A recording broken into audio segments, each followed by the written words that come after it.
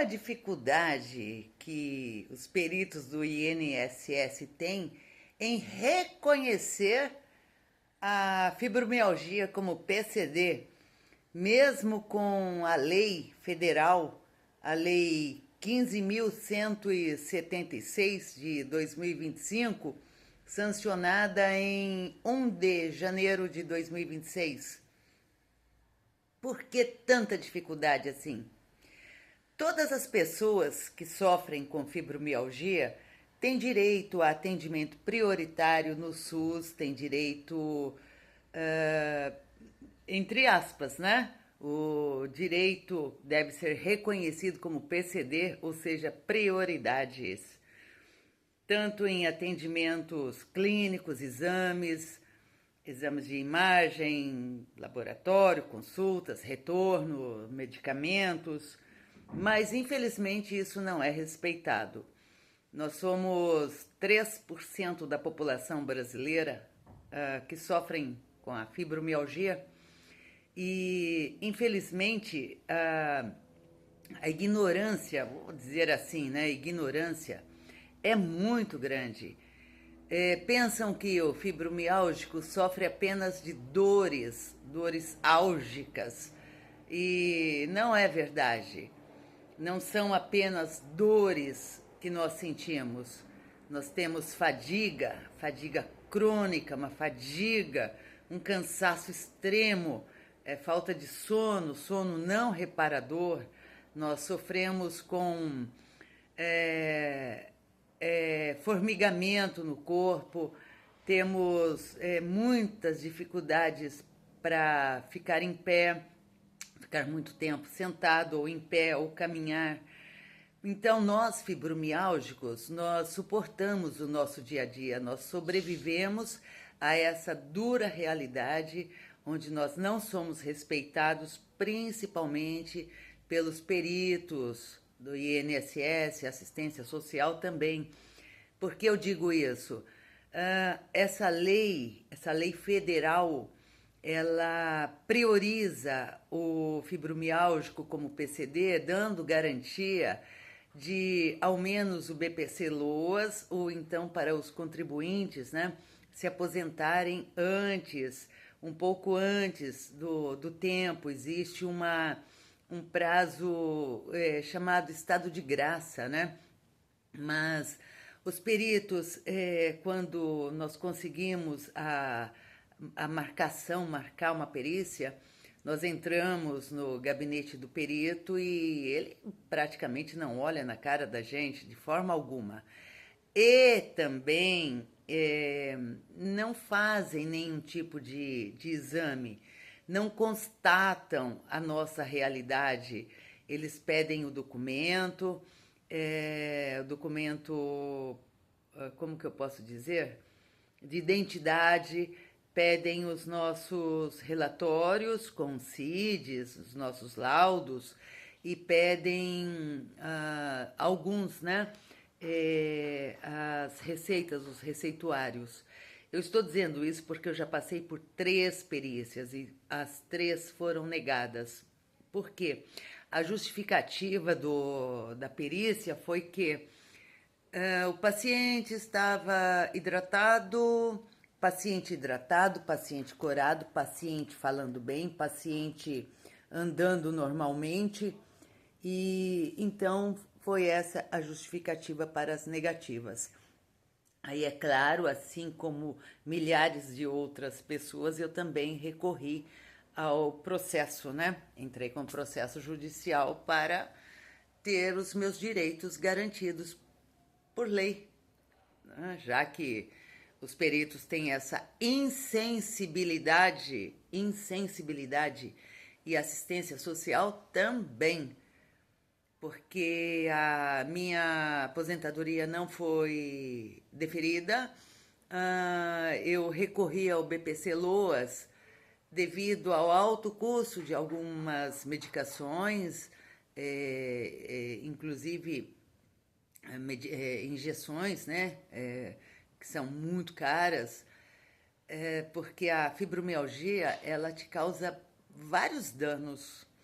Eu tenho a síndrome fenômeno de Renault, estou com osteoporose na coluna, no fêmur, também um problema sério venoso na artéria da mão, do punho esquerdo, que rompe a artéria. É complicado, muito complicado. A fibromialgia, ela te desgasta, ela te deixa sem vontade praticamente para nada. Além do cansaço, a tristeza, né, a depressão, vou dizer assim, a depressão, devido às crises que são terríveis. Do nada vem uma crise, te deixa acamada 5, 6, 7, 10 dias. Então você não sai, você não vai para lugar nenhum, você não frequenta reuniões, eventos, nada, porque o fibromialgico nunca sabe a que horas ele vai ter aquela crise. As luzes incomodam, som incomoda, barulho, muvuca, isso é terrível. E ainda eu brinco, né? Eu costumo brincar, eu digo sempre que ainda bem que eu já curti bastante. Já curti bastante a minha vida, mas eu não esperava ser fibromialgica sob hipótese alguma. E eu tenho essa condição desde início de 2000, mais ou menos. Em 2005 eu tive uma crise muito forte, aguda, e desencadeou vários problemas. 2018 tive o primeiro diagnóstico, em 2025 o segundo diagnóstico, com CID o 79.7, e eu tô assim, eu costumo dizer que eu sou uma fibromialgica valente, porque realmente suportar o dia a dia não é fácil. Limpar uma casa é terrível, dirigir, você realmente já não tem mais aquela. Fica sem uma habilidade, aquela habilidade que sempre teve, né? Aquela segurança. E conversar, bater um papo também é complicado, porque a gente acaba esquecendo as palavras, esquecendo o assunto. Tudo isso porque a fibromialgia também causa o fibrofog, né? O esquecimento, porque é assim, os médicos dizem que a fibromialgia é um problema neurológico, que o seu cérebro, né, ele trabalha em estado de velocidade máxima. São os velozes e furiosos da vida real. Então, as suas dores, elas têm se você machuca, tem uma dorzinha. Para uma pessoa que não tem esse problema, é uma dorzinha. Para nós fibromialgicos, essa dorzinha se torna uma dor insuportável. É complicado falar sobre a fibromialgia. É fibromialgia suportando realmente o dia a dia. E essa indiferença dos peritos do INSS deixam a gente bem pior nesse sentimento. A gente já sente, né, a gente já se sente incapaz naturalmente, porque para fazer uma caminhada não é fácil, para treino, academia, ficou no passado. Aí fala, mas tem que andar, não pode ser uma pessoa inativa. Não, não é nada disso, sabe? É que o nosso corpo realmente ele não condiz com a realidade, né? Por fora nós estamos bem, estamos tranquilos, normais, mas por dentro não é.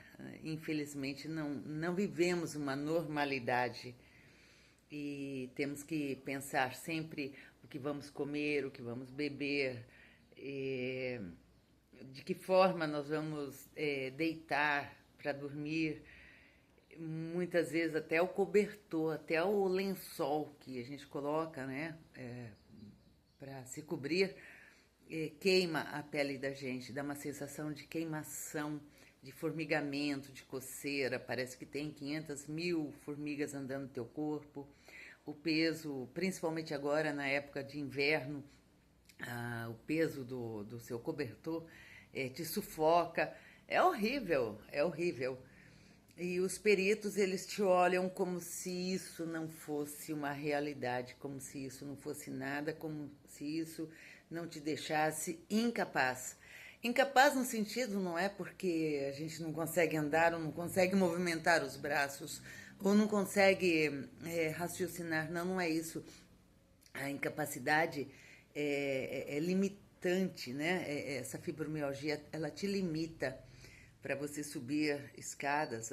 Eu, por exemplo, eu moro em apartamento e não tem elevador, porque é um residencial de pequeno porte, né?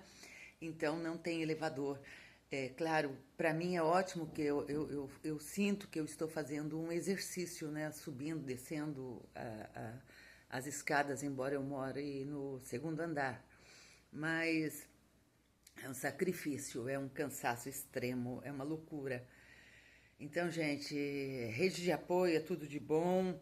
Se você tem aí alguém na sua família com fibromialgia, dê uma atenção especial. Se você tem amigos, se você tem um relacionamento, se você tem um cônjuge, um filho, seja lá quem for, uma pessoa que seja próxima a você, que tenha essa deficiência chamada fibromialgia, dê um pouco mais de atenção, acredite mais nele, porque um fibromialgico, ele não mente em relação ao que ele sente em exagero, ao contrário, a gente acaba mentindo, dizendo que está tudo bem, não, está tudo bem, tudo certo, mas não é verdade, a gente acaba mentindo sobre isso porque se torna cansativo a gente ficar falando das nossas dores, né?